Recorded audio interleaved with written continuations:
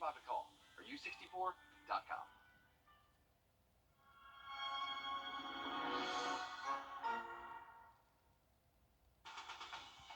From the station that's on your side, News 12, First at 5, continues. Georgia patients looking for relief from expensive medication may see some of that if a bill makes it to the House. We'll talk about it. Plus, the undefeated Harlem baseball team playing at SRP Park tonight. Next live at 5, our Dan Booth has the latest on this matchup against North Augusta. But first, a video out of Richmond County is taking the internet by storm. You might have already seen it. It supposedly shows a woman on TikTok stealing a Richmond County deputy's patrol car. Yeah, there's a lot more to this story. Our Nick Velan talked to the women in that video. He's live at 5 at the sheriff's office. Nick. Yeah, well, the people that posted this video say that this was all staged and that the videos in the TikTok were taken 2 days apart, and when they put them all together and posted it, it quickly spread. And here's a video from the actual TikTok posted, and you can see one inside of the car. Latoria Jenkins was inside the cop car, and she said that she was only inside for 2 seconds. Her friend quickly took the video, and then 2 days later, they saw the opportunity to make it look like they were being chased when there was another unrelated traffic stop nearby. Jenkins talks on their intentions and the Richmond County Sheriff's Office response. It was definitely a joke. I actually was surprised myself when the video went up. She had texted me and all. We was like, oh my God. We was kind of scared at first. Like, the police gonna get involved, for real. And they exactly did that. They picked her out. And coming up all new on News 12 at 6 o'clock, we'll hear the whole story and the Richmond County Sheriff's Office response to the viral video. All right, thanks for that, Nick. Certainly an interesting story, to say the least, that went viral on social media. A lot of people spreading that video on Facebook and TikTok. Yeah, and the original one has been taken down at this point. But yeah, we'll talk to Nick because there's a lot about this. It did not really happen. There was not a patrol car stolen. Hey, but it goes to show you can't believe everything that you see on the internet, too. On Moral TikTok, of the story. That's right, especially with creative editing. But a joke that some people did not find very funny. We're taking a live look outside over just about 10 minutes. Okay, thank you, Riley. Gold Cross has officially cut ties with Augusta. Their last day in service covering the region will be April 22nd. This move is forcing the hand of Central EMS, and they say they are getting ready to start services on that date. City leaders sat down with Central as the two sides continue to iron out exactly how this transition will take place. While sharing locations with the Augusta Fire Department for ambulances, Central EMS intends to have headquarters in Augusta. However, with the start date moved up, the company says it might have a hard time to find a site by April 22nd. Coming up later on News 12 at 6 o'clock, we have more on the proposed locations for these new headquarters. A new bill wants to cut out the middleman between you and pharmacies, which will also cut the price of your prescription drugs. House Bill 343, the Lowering Prescription Drug Cost for Patients Act, would regulate the role of the pharmacy benefit manager negotiating the discount and who pockets about half of the price. Our State House reporter Abby Kasoris has been tracking this bill and says despite passing in the House, it has yet to be heard in the Senate. This new bill deals with PBMs, or pharmacy benefit managers. Now, these folks act as middleman between you and your insurance company, taking a portion of the profits. These patients say it's just too much, and after 3 years of fighting in the state legislature, they say that this bill is needed now. It angers me. It makes me mad. We deserve better. Kiana Mani is living with multiple sclerosis, an autoimmune disorder where the body attacks itself, sometimes causing loss of vision or movement in a patient's legs or arms. If he stays with his treatment path, the doctors say that he will stay in remission. When I walk in to Shepherd Center, I see patients who have the same condition as me. They have the same doctor as me. We live in the same city, and they're in a wheelchair, and I'm not. There are people who are exactly in the position that I am. Then they can't afford their medications. 40% of people living with MS can't afford their treatment, so they change or stop treatment altogether. The National MS Association says the cost of treatment has risen by $34,000 in less than 10 years, including Amani's medication. Gilenya now is $108,000.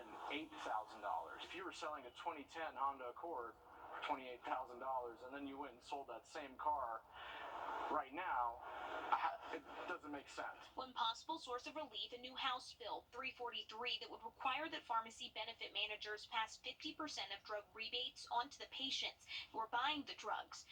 Right now, that percentage is unregulated. There is profit involved for these middlemen, the ones who negotiate the discounts, but then essentially hide them from the patient and sometimes even from the employer who's paying for the insurance plan. In 2021, those rebates and discounts totaled $236 billion. According to the Center for Insurance Policy and Research, there are 66 PBM companies, with the three largest controlling approximately 89% of the market.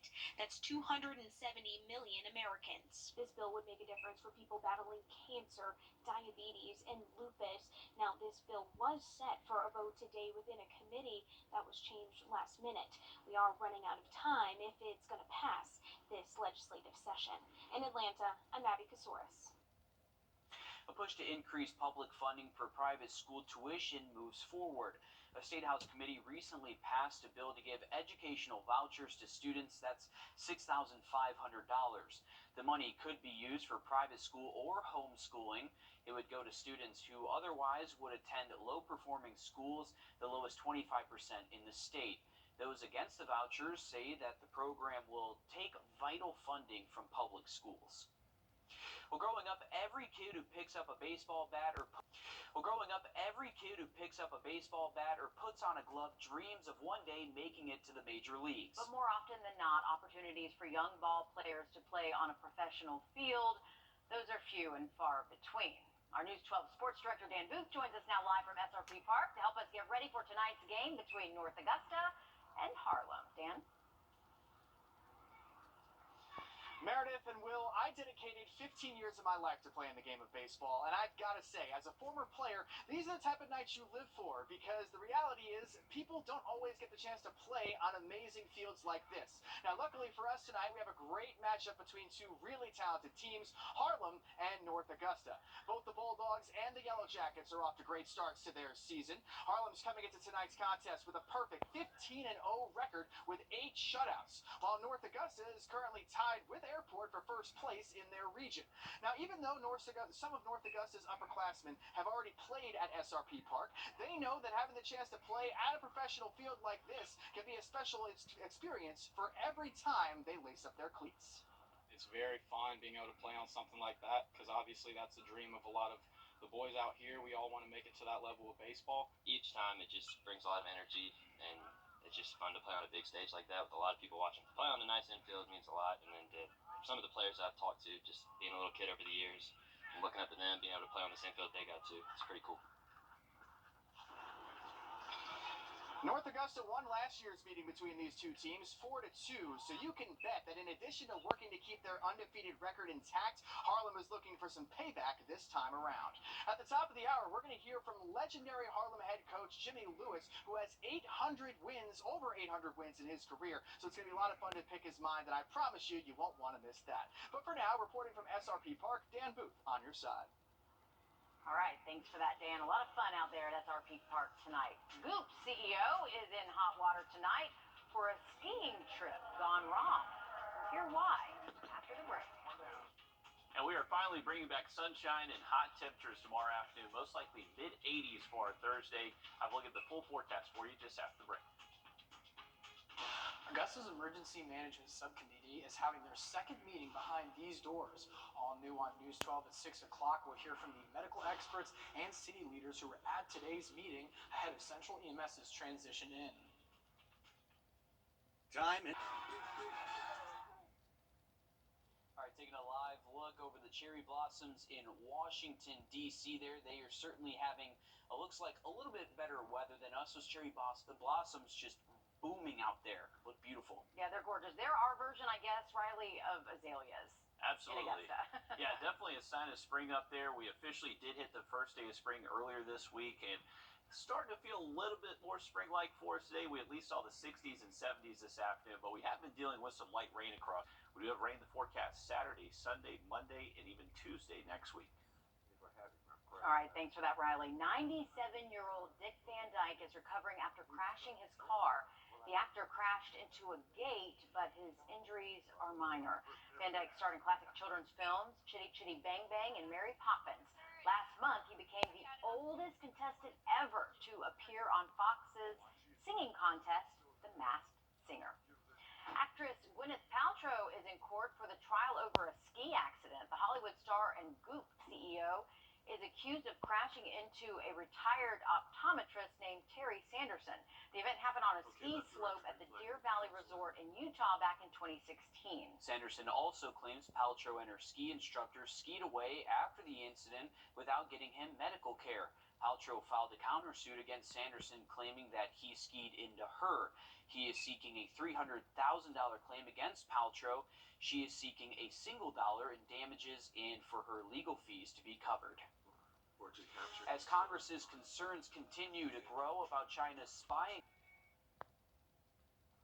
well, there are some Airbnbs with pretty unique design concepts out there. This one stands out with superstar style.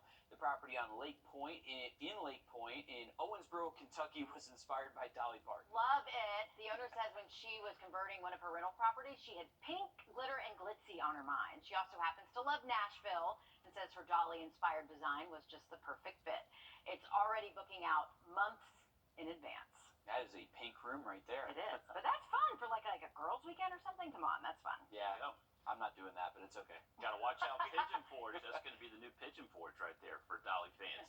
And we do have cool.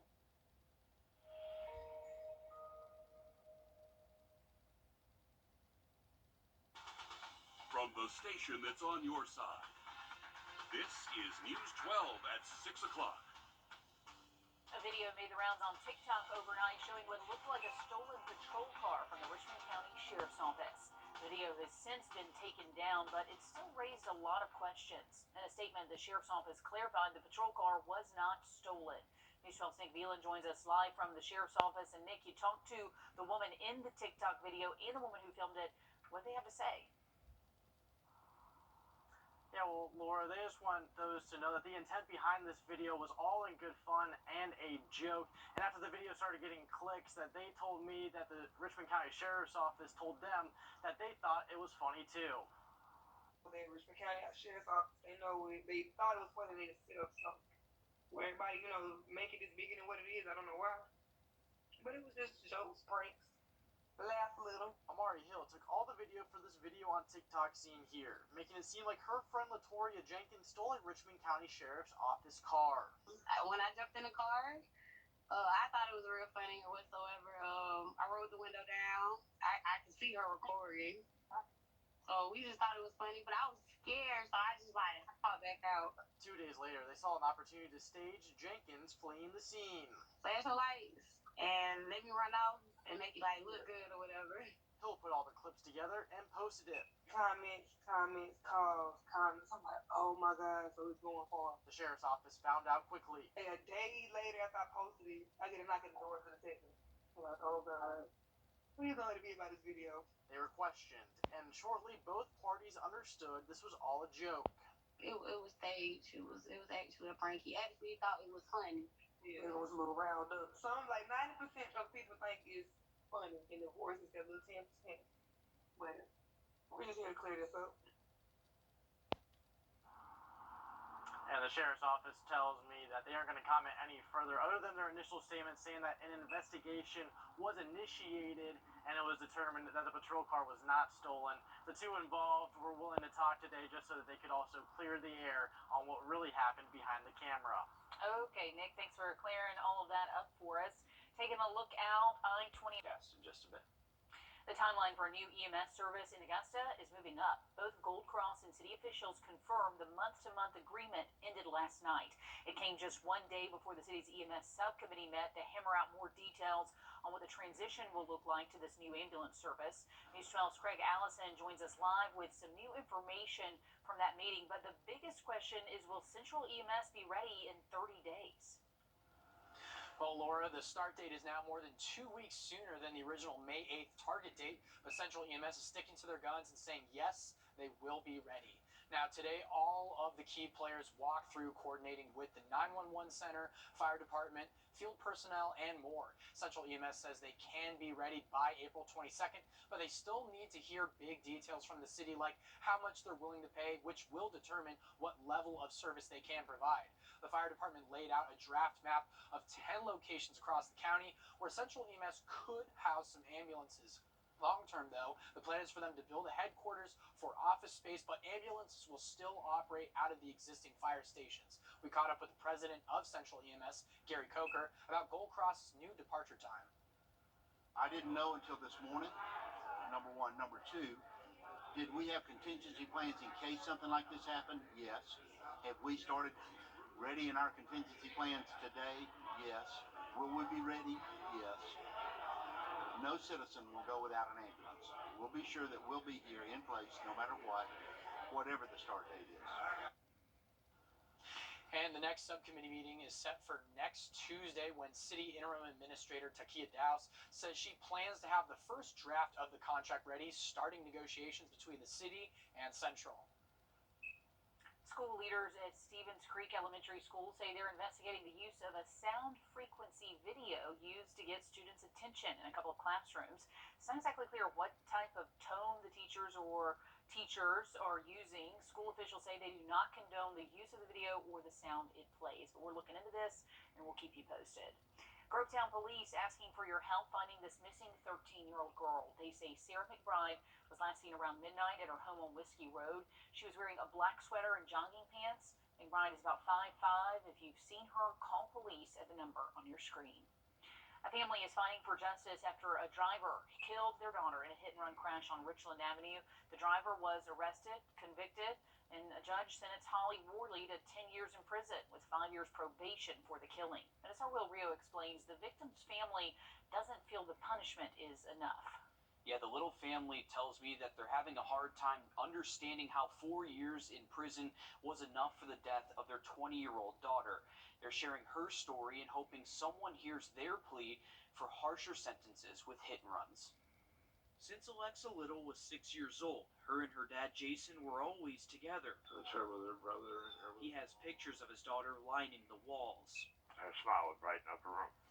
But the light in Alexa's room stayed off. Jason says things are quieter around the house. Every day is a little bit more of a struggle each day. Alexa just turned 20 years old in July of 2022. She was up visiting her boyfriend in Aiken when Jason's phone started ringing. You did something you never expect to hear. It's a phone call that your daughter's no longer with you. At around 9:45 p.m., Alexa and her boyfriend were walking to Walmart to get a candle. That's when Holly Worley hit both Alexa and her boyfriend. Alexa never even saw the car. They were about 20 feet in the grass, and she'd crossed 2 lanes of traffic over into the grass when she hit them and just sped off. She had no intentions of stopping or helping. Worley took a plea deal and was sentenced to 4 years in prison with 5 years of probation. I'm really hoping to see that justice gets served for my daughter, Alexa. No amount of time will bring her back, but 4 years is kind of an insult to lose someone like. In that interview, you could see Jason barely able to get words out when he was talking about who his daughter was as a person. Right now, they're looking to see if that sentencing can be changed or looked into. All right, thanks, Will. More twists and turns are coming out of the Murdaugh saga. A 2015 case originally listed as a hit and run that killed Buster Murdaugh's classmate, Stephen Smith, is now considered a homicide. Investigators started taking another look at the case a couple of years ago, shortly after Paul and Maggie Murdaugh were killed. While nationwide interest in the Murdaugh family has renewed interest in Stephen Smith's case, the Smith family's attorney says Buster has become a victim in his own way. You know, as we sit here today, Buster is a victim. He lost a mother, a brother, and now his father's in jail. You know, Buster as we know, has nothing to do with this. And whatever is mentioned in the records, that's what investigators are going to look at. But we have no knowledge at all about Buster or the Murdaughs having anything to do with this right now. We're starting with a fresh set of eyes. No suspects have ever been named in Stephen Smith's death. In a statement this afternoon, SLED says the investigation was never closed, and South Carolina Highway Patrol did not think Smith was killed in a hit and run. That theory was only based on the medical examiner back in 2015. Starting tomorrow, crews will close a lane on Lewiston Road from William Few Parkway to I-20 eastbound. The lane will be closed weekdays through the end of March. There will also be a lane closure on Columbia Road at the Lewiston Road intersection. That lane will be closed through March 28th. Well, we are bringing back more sunshine over the next couple of days and really cranking up the heat. We'll have a look at a hot forecast heading our way just after the break. And we're introducing you to Tater Tot the Wonder Weenie. Up next, we're going to show you how nothing has slowed down this little pup.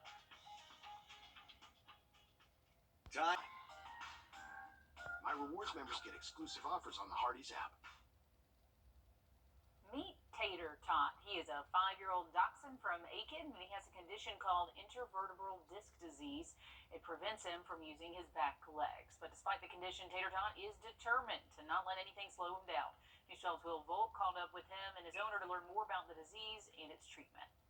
He's known as Tater Tot the Wonder Weenie. What makes him a wonder? You wonder where he gets all his energy. What are you seeing, huh? Rick Cook loves his wiener dog on wheels. He's very mobile. You put him in this, and there's not much that he can't or won't do. Cook says it's like Tater Tot is being a dog again. He smells all the smells and plays in the grass. He doesn't let intervertebral disc disease stop him. He lost the use of his back legs, and he lost the use of his bowel and bladder control. You talking to him? Cook says when he received the diagnosis 3 years ago, they recommended he put Tater Tot down. But Cook didn't want to give up. So together, they took a leap of faith. As long as he has the spirit to fight and to continue on and whatnot, we're right there with him. The hope is one day Tater Tot will walk on all 4 legs again. Twice a week, Cook brings him to the vet where he receives multiple treatments. It's a lot, but Cook says it's worth it. Would I do it again? Yeah. It's been really expensive, but yeah, we'd do it again. Oh, boy. Cook is amazed to see how far Tater Tot the Wonder Weenie has come, and he hopes Tot's greatest wonder is still yet to come. In Aiken, Will Volk on your side. Well, that is the cutest thing you're going to see on TV today for sure, but good for Tater Tot. What an inspiration. And Cook says Tater Tot finished 26th out of 500 dogs in a worldwide calendar contest last year, and he plans to enter again this summer. We'll let you know because we need to vote for Tater Tot. Absolutely. Tater Tot's a good pup there. Definitely a great story again from Mr. Will Volk. Hey, live look from our South. Sports is growing in the CSRA. Now gamers are hoping Augusta National can help boost the sport. Plus, Dan Booth talking to the Harlem baseball coach with more than 800 career wins. He's live at SRP Park out of the showcase against North Augusta. Next in sports. Associates. On your sideline, sports brought to you by the Hawk Law Group. Good evening, everyone. I'm Dan Booth, and I'm reporting live from SRP Park, a little bit less than an hour away from first pitch between a high school matchup on the diamond between North Augusta and Harlem, 2 teams that are both in first place in their respective regions. Joining me now is longtime Harlem head coach Jimmy Lewis to help get us ready for tonight's game. Coach, obviously getting the chance to play at SRP Park is such a cool experience for so many different reasons. What do you hope some of these kids that are playing tonight get from an experience like this? Well, first of all, playing in a minor league park is a privilege and an honor for a lot of them, and the fact that the state championships happen to be played in a minor league park. If we're lucky enough to get there, we'll have a little experience in such a big park. But to get their picture on the jumbotron and get to play in this park is an honor for each one of them. And one of the reasons why it's a lot of fun looking down the line is that you guys are coming into this matchup 15-0. You guys are rolling, firing on all cylinders. What are some of the things you feel like have really powered you guys to have this level of success so far this season? Well, we've been going with good pitching and defense, some timely hitting. Our hitting's not where we want it to be yet, but it's getting better. But the kids work real hard. They play hard hard together. They pull for each other, and they're just a good group to coach. And we've been lucky. We've won some games and got lucky. So, you take a little luck, you take a little skill, you take a little hard work, and put it all together. And we've been fortunate enough to be 15-0. And just knowing how important of a game this is, knowing that North Augusta got you guys last year, you have an opportunity to get them back tonight. How important is it to walk away with a big win? Well, we play in North Augusta along with a bunch of other teams to prepare us for the state playoffs. And North Augusta's got a real good baseball team. They put a whooping on us last year. And, you get beat by a team, you want to try to come back and show them we can play a little better. So we're gonna give it all we got, see what happens. And, if we win, we win. If we happen to not win, we'll probably learn from our loss and get better anyway. Coach, thank you so much for your time. We appreciate it. First pitch is going to come up right after this JV game wraps up between Greenbrier and North Augusta, and we're going to see you then. For now, reporting from SRP Park, Dan Booth on your side.